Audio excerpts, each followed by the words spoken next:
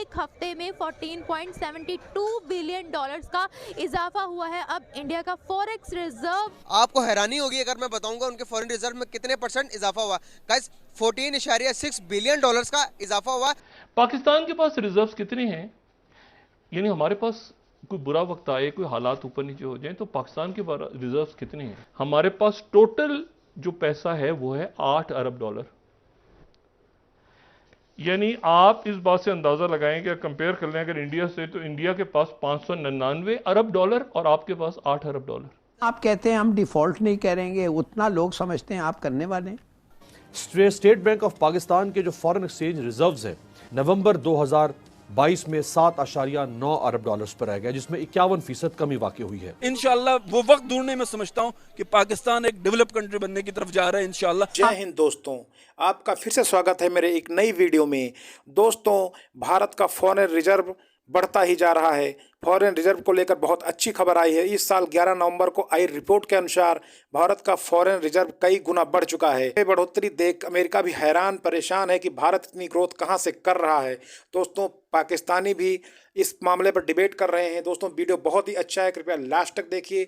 अगर वीडियो मेरा पसंद आए तो प्लीज़ उसे लाइक कर हमारे चैनल को सब्सक्राइब कर हमारा सपोर्ट करें। धन्यवाद। खबर सामने आई है इंडिया की जानिब से, और अगर मैं ये बताऊं कि खबर क्या है तो खबर ये है कि इंडिया के फॉरेक्स रिजर्व ने बहुत अच्छी ग्रोथ शो की है, बहुत अच्छा रिकॉर्ड कायम किया है। एक हफ्ते में 14.72 बिलियन डॉलर्स का इजाफा हुआ है। अब इंडिया का फॉरेक्स रिजर्व 554.72 बिलियन डॉलर्स का हो गया है। हम देखते हैं कि दिन ब दिन इंडिया बिजनेस के लिहाज से, रिजर्व्स के लिहाज से बहुत आगे जाता जा रहा है। बिलियंस ऑफ डॉलर्स का इजाफा होता जा रहा है कि दुनिया इस वक्त हैरान है, अमेरिका तक हैरान है।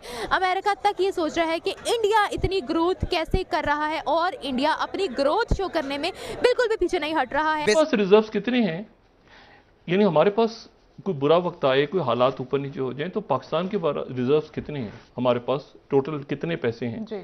एक्सप्रेस ट्रिब्यून की आज की स्टोरी देखें। हमारे पास टोटल जो पैसा है वो है 8 अरब डॉलर।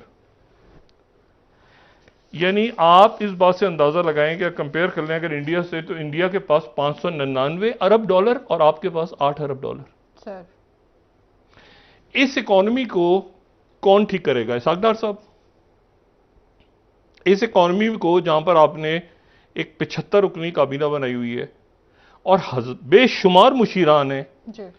पंजाब, अच्छा इमरान खान साहब कहते हैं कि ये इनको तोड़े, वो कहते हैं उनको पहले आप पंजाब तोड़ो, तो फिर हम तो बात करो। सुने, इशू ये कि इसमें ये मईशत को कौन ठीक करेगा? हर गुजरते गैस आपकी लोड शेडिंग शुरू हो गई, ये इन्होंने अपने गले लिया सिस्टम, ये पूरा शहबाज शरीफ साहब ने, ये तो निकल जाएगा ना फेज तकर्री वाला। आगे माशी प्लान क्या है इनके पास? कुछ नहीं, 0/0। हमने गैस की बातचीत शुरू कर दी। वो गैस भाई आपको गर्मियों में आएगी गैस, सर्दियों में जरूरत थी लोगों की। सब्सिडीज खत्म हो रही हैं, ठीक है, यानी जो कॉर्पोरेशन के गरीब लोग जहां जाकर 40 किलो आटा उनको 20 किलो मिलेगा सिर्फ, ठीक है ना। यानी दो पर्पस ये कि इंडिया की हर चीज बढ़ रही है। अभी जो हमारे जो मुख्तलिफ क़ुव्वतों से मैं ये अपील करूंगा कि हमारे उनके साथ इतनी दुश्मनी नहीं है जितना हमें शो ऑफ किया जाता है, वरना मतलब ये चीज़ें करके हम पॉवर्टी के खिलाफ और जहालत के खिलाफ हम लड़ सकते हैं। अब उन्होंने गुड गवर्नेंस ले, आप देखो दुनिया की सबसे बड़ी मतलब आपके वो है डेमोक्रेसी, इसको मानना पड़ेगा। इकोनॉमिकली आप देखो बेस्ट माइंड्स आप इंडिया के, आप देखो फॉरेन जितने भी इंटरनेशनल बैंक्स और जितने भी ग्लोबल ऑर्गेनाइजेशन जो हेड है, अभी ये करंटली यूके के जो प्राइम मिनिस्टर भी इंडियन बन गए, ठीक है। अब देखो चीज़ इन फ्रंट पे आप उन्होंने मतलब ये तो दुनिया के तरक्की का जो कानून बना हुआ ना, हमें इन फ्रंट्स पर मुकाबला करने की जरूरत है।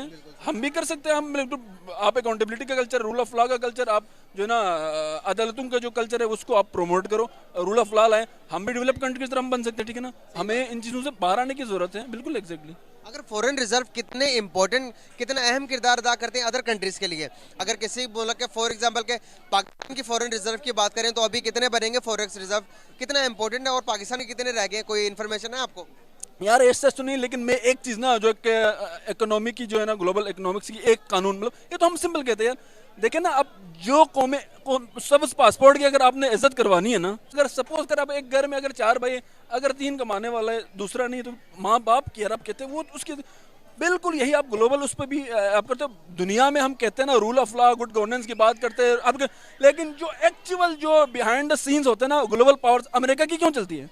उन्होंने शो किया इकोनॉमिकली, पॉलिटिकली, मतलब टेक्नोलॉजिकली वो स्ट्रॉन्ग है, ठीक है ना। माइट इज राइट कल्चर, आप कहते हैं ना अक़वाम मुत्तहिदा में, अक़वाम आलम की आप हिस्ट्री पढ़ें, वर्ल्ड वार 1, वर्ल्ड वार 2 में क्या हुआ, फिर ये सोवियत यूनियन और कोल्ड वार चली 1945 से लेकर 1991, disintegration of the Soviet union के बाद जब मुत्तहिदा रशिया टूटा, यूएसएसआर जिसे कहते हैं, जब वो टूटा, सो कार्ल अमेरिका जो ना ग्लोबल पुलिस बन गए, अमेरिका फ्रंट आ गए, ठीक है।